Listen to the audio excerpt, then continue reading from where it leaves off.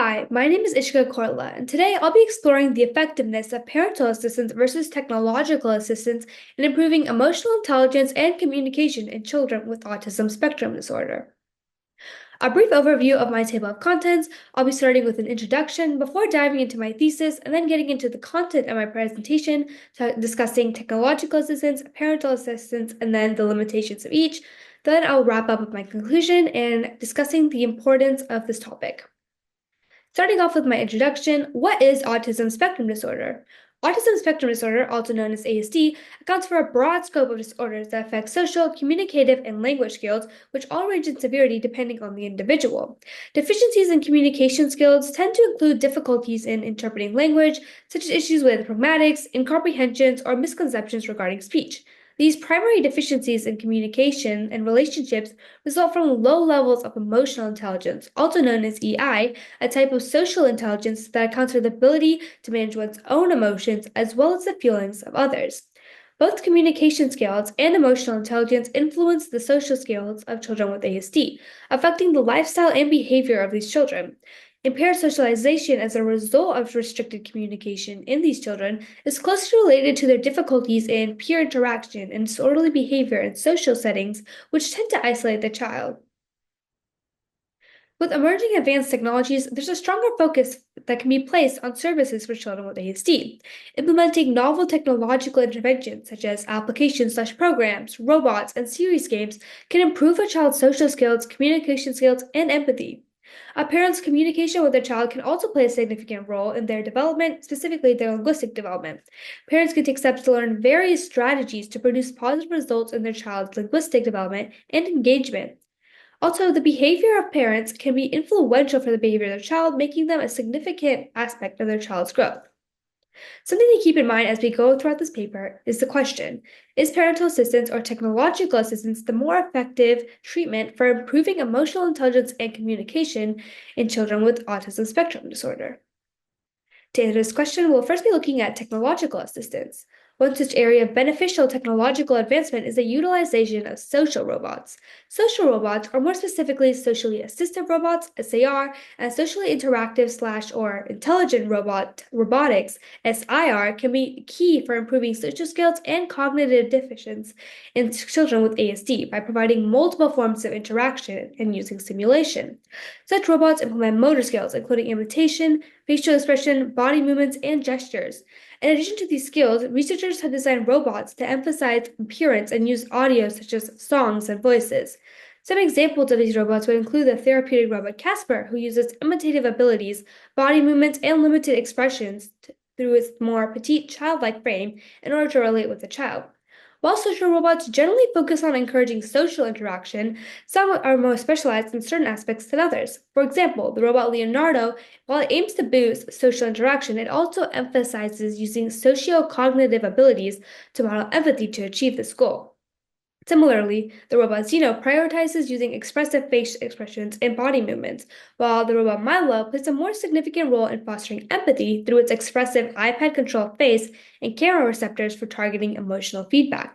Although these therapeutic robots and humanoid robots are only a few examples, they showcase the immensely beneficial abilities of robots and convey that artificial intelligence and social robots can play a critical role in helping children with autism. In addition to robots, technologies used for programs and applications can make a fundamental impact on aiding children with ASD. Due to the complexity of disorders that encompass ASD, adaptive and adjustable learning is essential for the children with the disorder, and technological advances over the past several years have allowed for computer-assistive technologies, also known as CAT, to help this community.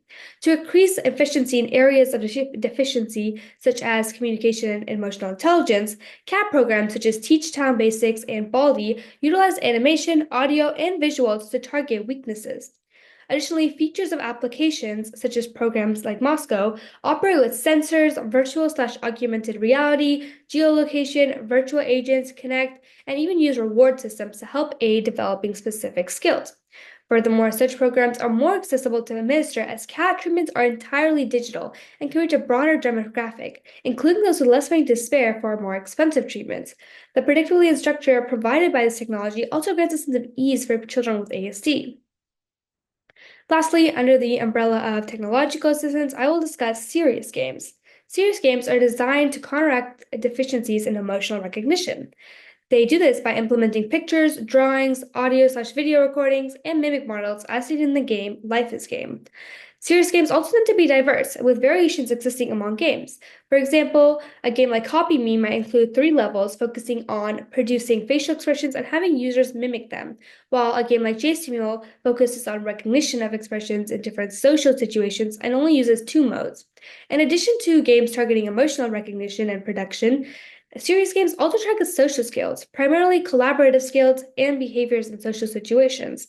Serious games that emphasize developing social skills tend to focus more on collaboration and communication between the child rather than having them complete the games individually. For example, the cooperative puzzle game uses a multi-user screen to encourage collaboration. Additionally, serious games may employ virtual environments and model public situations to prompt interactions with virtual characters in order to, again, help the child develop social skills. On the other hand, we have parental assistance. A parental interaction with their child can be meaningful in developing language skills for the child with ASD. Lack of gestures, deficiencies in language comprehension, lack of increasing complex vocalizations, and lack of recognition or response toward their names are all aspects that have been observed during infancy in these children. Due to the importance of fostering language skills in the early years of children with ASD, parents' intervention, specifically verbal input, is significant in aiding this development. Parental behavior towards or in the view of their child with ASD significantly correlates with their child's behavior, as more positive behavioral behaviors are associated with fewer behavior problems, while more controlling parental behaviors are associated with higher behavior problems.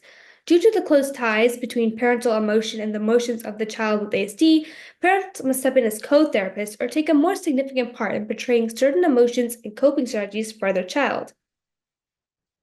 Parents can also utilize various types of verbal input and techniques in order to foster linguistic skills in their child with ASD. One such type of verbal input is follow-on commenting, which is when parents provide commentary and labels that align with the child's scope of interest in order to facilitate linguistic learning and decrease mapping and cognitive errors. Unlike follow-on commenting, follow-on directives is another approach which elicits a response from the child and doesn't simply maintain their intention. Although there is limited research on the 2 techniques, current studies show a positive correlation between the implementation of follow-on commenting and follow-on directives with improvements in language. Another such type of technique is linguistic mapping, which is when parents put something into words that a child cannot articulate. There's also repetition and expansions, which expand on a term. Along with verbal cues, parents play a significant role in naturalistic development behavior interventions, also known as NDBIs. These support the natural learning of children with ASD in specific contexts. Naturalistic communication teaching, also known as NCT strategies, have also been shown to increase social communication skills. Some particularly beneficial NCT strategies include modeling, which is a demonstration of words/responses, man model, firm verbal requests, and time delay, which is eliciting communication through a stimulus. Parents implemented communication strategies storybook, also known as PICSS, is a combination of naturalistic teaching and shared reading, which utilizes parents to implement NCT strategies and specific verbal cues in order to enhance communication. As I just referenced, shared reading is another crucial technique employed by caregivers that involves parents reading to the child and fostering involvement in order to positively impact nonverbal and verbal communication skills in the child by including interactive elements in the reading process.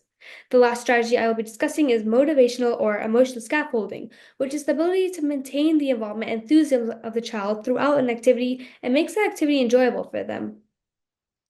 While we just discussed the 2 non-pharmacological treatments, both do face serious limitations.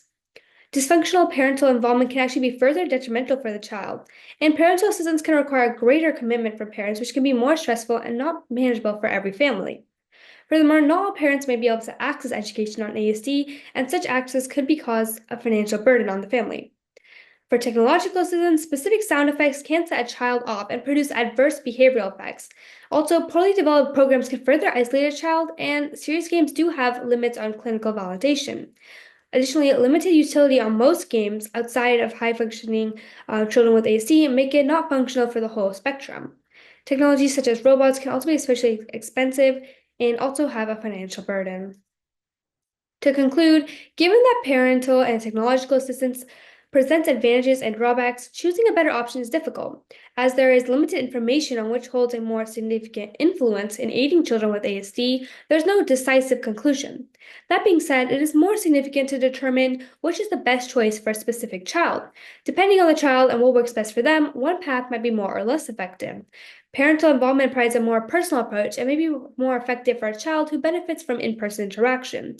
Given that the field of technological advancements for children with ASD is still emerging and new, the traditional approach of parental assistance is a reliable and safe option. However, technological approaches could be much more influential for a child with a higher affinity for video games and computers. To determine which approach is feasible for a specific child, one must consider the parent's ability to make time for parental assistance approach and their financial situation to afford certain technological approaches. Each family situation is unique, and it is the parent's job to help their child find the intervention best suited for their and their family's needs. I chose this topic as growing up with a younger cousin who has autism, I learned a lot about how autism was expressed in his life, and I wanted to discover more about how autism has been addressed through treatments. Given the stigma around the disorder and how normalized it is to accept false information, I wanted to spread accurate information by educating others on autism and how it is being treated and addressed by the scientific community in order to combat these misconceptions associated with ASD. As Francis Bacon once said, knowledge is power, and I hope the knowledge those of you gain by watching me today will continue to spread as more of an emphasis is continued to be placed on the ASD community and the treatment methods become more refined. While we may not all have resources to fight the limitations on current treatments for children with ASD, we can take the simple step of educating ourselves and those around us. If you're interested in learning more, I highly encourage checking out the following resources. And if you have any questions, please feel free to reach out. Thank you for your time.